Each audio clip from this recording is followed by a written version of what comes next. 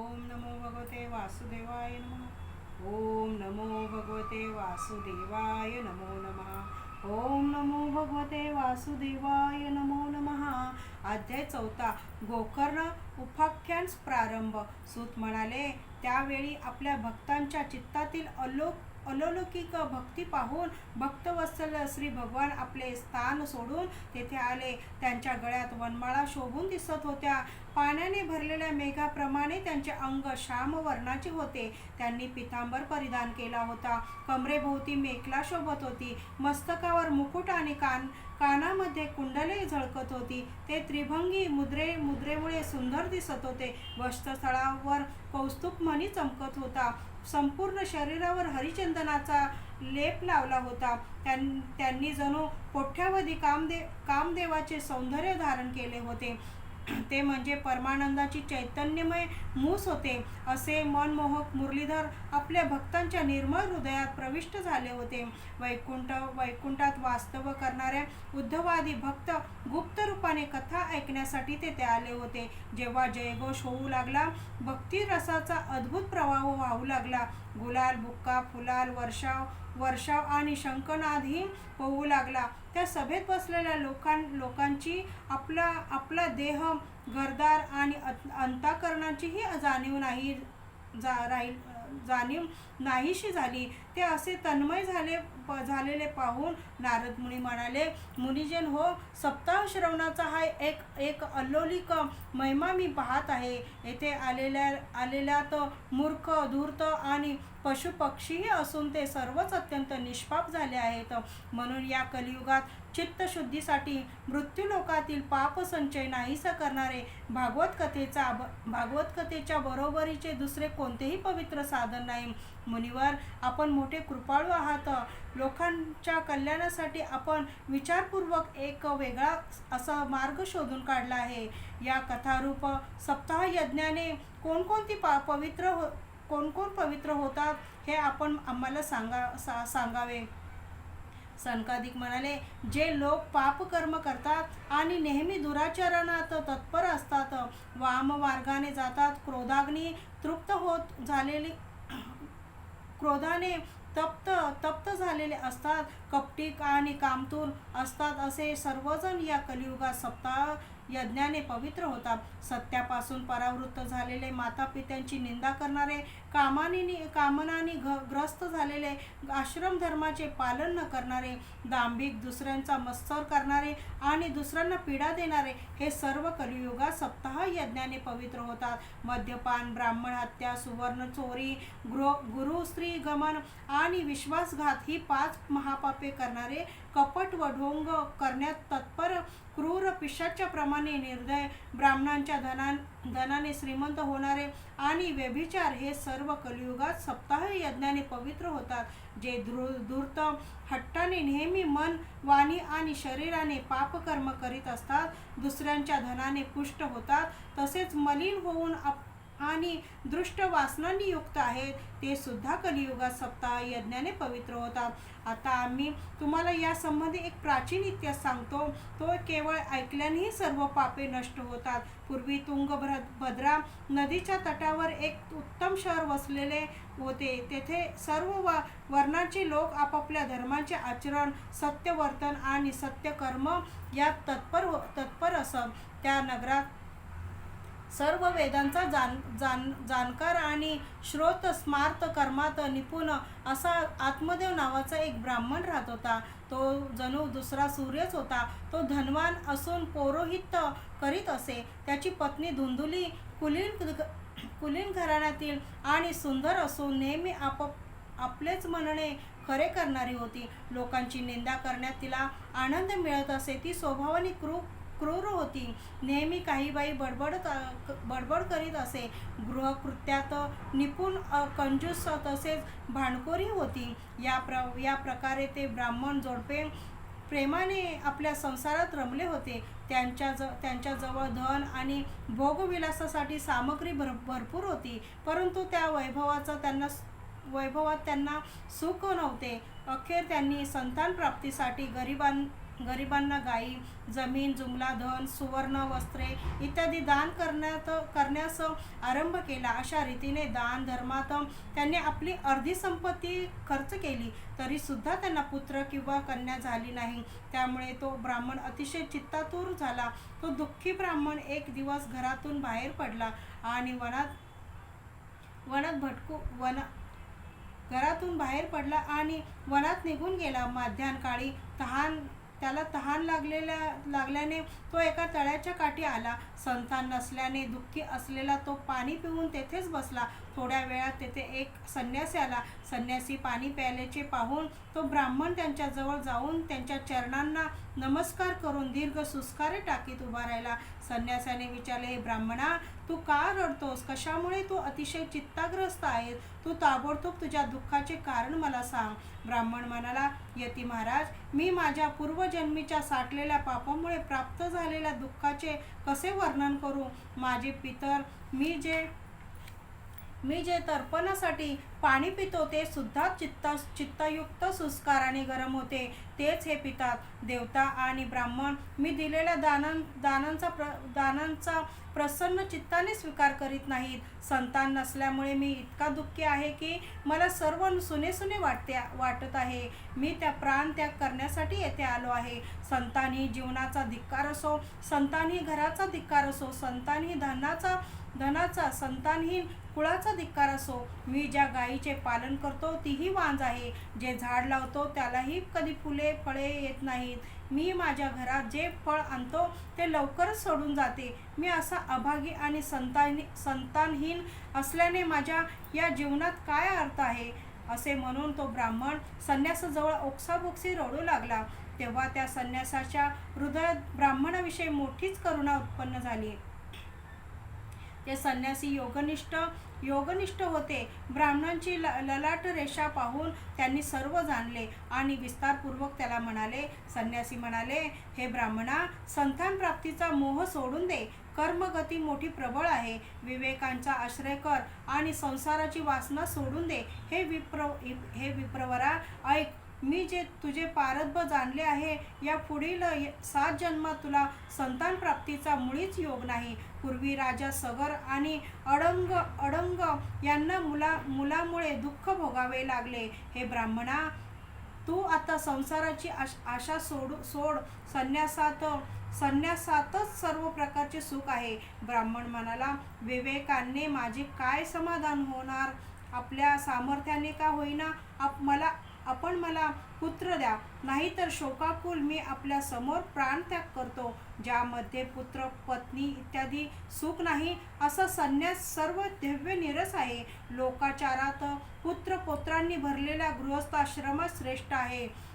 ब्राह्मणाचा असा हट्ट पाहून तो तपोनिष्ठ संन्यासी म्हणाला, विधात्याचा लेख पुसून टाकण्याच्या हट्टानेच राजा चित्रकेतूला मोठे कष्ट झेलावे लागले. एखाद्याचे प्रयत्न दैव्य जसे उलथून पाडते, त्याप्रमाणे तुला सुद्धा पुत्रापासून सुख मिळणार नाही. तू मोठ्या हट्टाने माझ्यासमोर याचकाप्रमाणे उभा आहेस. या परिस्थितीत मी तुला काय सांगू? ब्राह्मणाचा हट्ट पाहून त्याला एक फळ देऊन संन्यासी म्हणाला, हे फळ तू आपल्या पत्नीस खावयास दे. त्या योगे तिला एक पुत्र होईल. तुझ्या पत्नीने 1 वर्षभर सत्य, पावित्र्य, दया, दान याचे पालन करून दिवसातून एक फळ, एक प्रकारचे अन्न खाण्याचा नियम पाळला पाहिजे.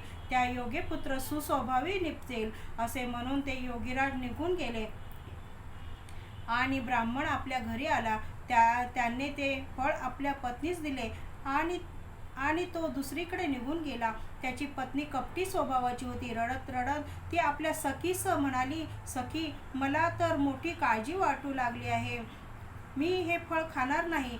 फळ खाल्ल्याने गर्भ राहील, त्यामुळे पोट मोठे होईल. मग मला काही खाता पिता येणार नाही आणि मी अशक्त होईल. अशा स्थितीत मला घरचे कामकाज कसे करता येईल? आणि वशात जर गावात चोरांची धाड पडली तर गरोदर मी कशी पळून जाऊ शकेल? तसेच जर सुखदेवांप्रमाणे गर्भ पोटात अधिक काळ राहिला तर त्यांच्या त्याला बाहेर कसे काढता येईल. प्रसूतीच्या वेळेस गर्भ आडवा आला तर कदाचित प्राणही गमवावा लागेल. शिवाय प्रसूतीच्या वेदनांनाही भयंकर असतात. मी अशी नाजूक हे सर्व कसे सहन करू शकेन. मी जर अशक्त झाले तर माझी नणन येऊन घरातील सर्व सामान घेऊन जाईल. शिवाय सत्य, पावित्र्य इत्यादी नियमाचे पालन करणेही अवघड आहे. जी स्त्री मुलाला जन्म देते तिला त्याचे लालन पालन करण्याचे अतिशय कष्ट पडतात. मला तर वाटते की वांझ किंवा विधवा स्त्रीच सुखी आहे. मनात असे अनेक कुतर्क आल्याने तिने ते फळ खाल्ले नाही. पतीने जेव्हा विचारले, फळ खाल्ले का, तेव्हा तिने उत्तर दिले, होय खाल्ले. एक दिवस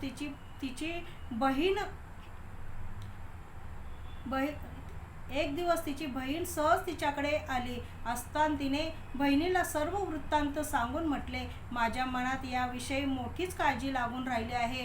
याच चिंतेने मी दिवसेंदिवस अशक्त होत चालले आहे. हे भगिनी, मी काय करू. बहीण म्हणाली, मी गर्भवती आहे.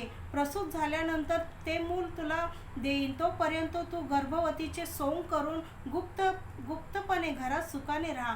तू माझ्या पतीला काही धन दिलेस तर तो तुला माझे मूल देईल. आपण अशी युक्ती करू की सर्व लोक म्हणतील की हिचे बालक 6 महिन्याचे होऊन मरून गेले.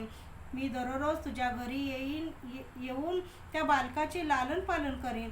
तू आता या फळाची परीक्षा पाहण्यासाठी म्हणून ते गाईला खाऊ घाल. ब्राह्मणीने स्त्री स्वभावानुसार बहिणीने सांगितले तसे केले. यानंतर योग्य वेळी त्या स्त्रीला पुत्र झाल्यावर त्याच्या वडिलांनी गुपचूप तो मुलगा धुंदुलीला आणून दिला आणि तिने पतीला सांगितले की मला सुखरूपपणे पुत्र झाला आहे. अशा प्रकारे आत्मदेवाला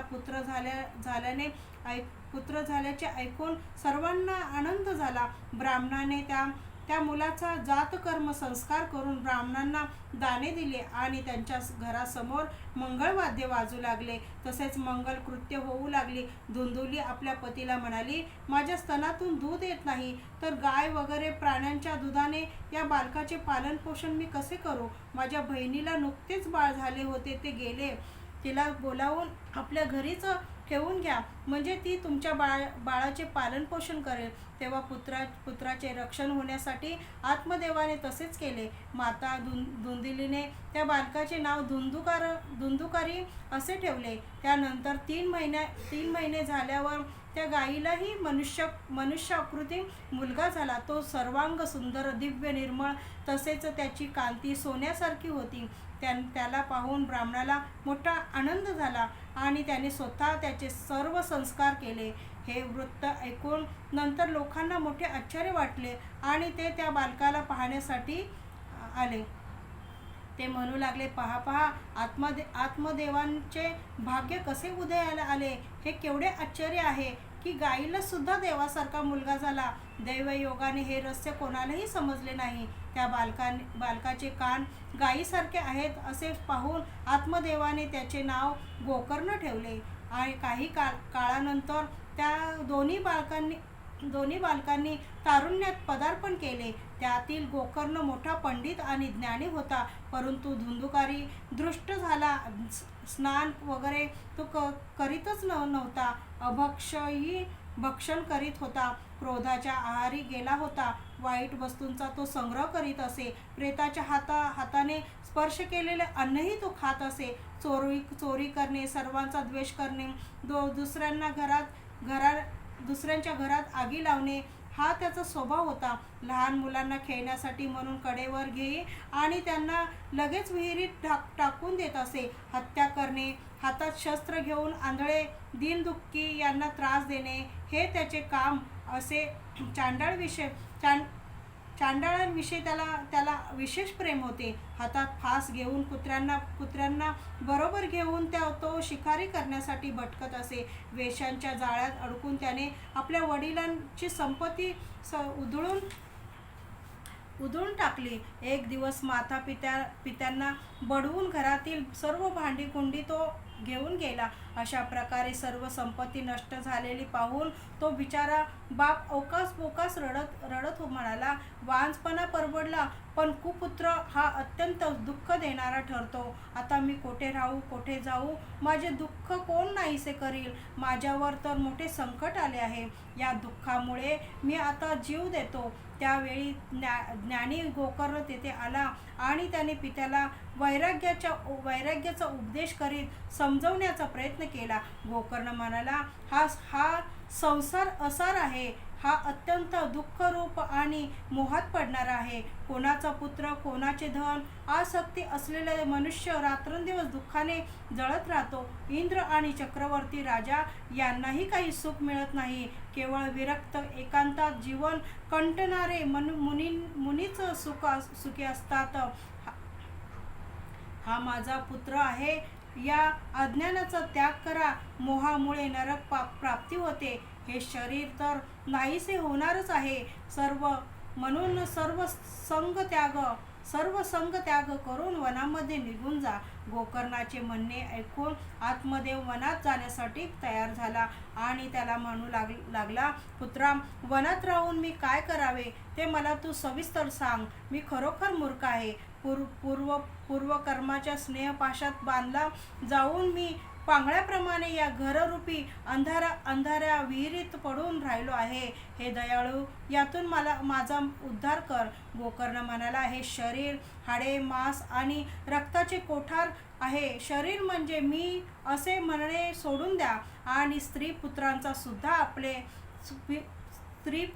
सुद्धा आपले मानू नका.